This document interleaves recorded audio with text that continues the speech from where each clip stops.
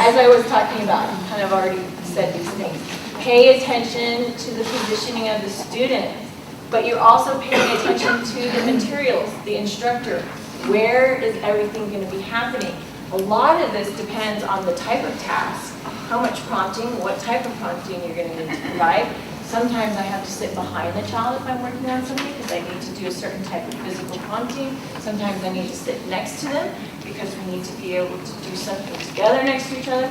Sometimes I sit across from them because I need to be able to look at their face and I need to be able to direct them downward to be looking at things and doing things. So you're thinking all the time about where you're going to be.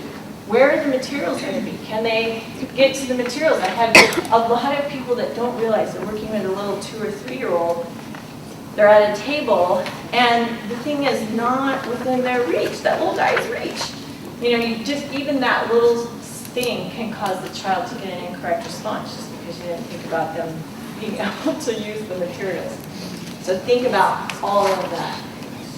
You're balancing teaching and reinforcement time so that you can maximize their learning, maximize their motivation, really thinking that through before you go into a session. What am I going to need because this is a really difficult thing we're going to be working on? What types of easy tasks am I going to intersperse in there? Do I have the reinforcers that I need?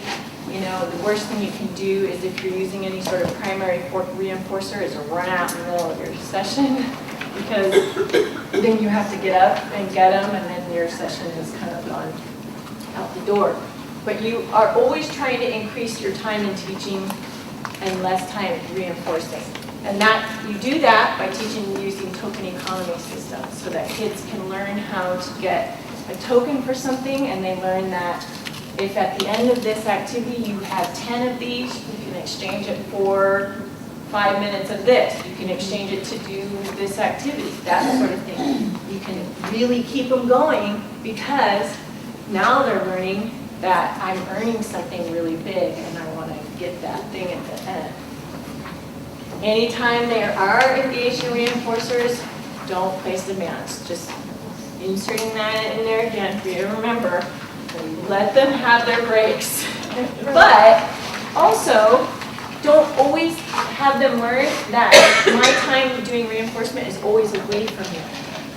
Make sure that there are still times while you're teaching that you engage in some little fun activity together, a little game, so that you're still seen as someone that's reinforcing. A lot of times we do some tasks, we let them take a little break where we take data, or we write our notes down, and they always see it that my fun time is actually when you're not interacting with me. And you don't want that always to happen. So you want to reserve some of those times to be together. Positive fun. Coming back to this idea.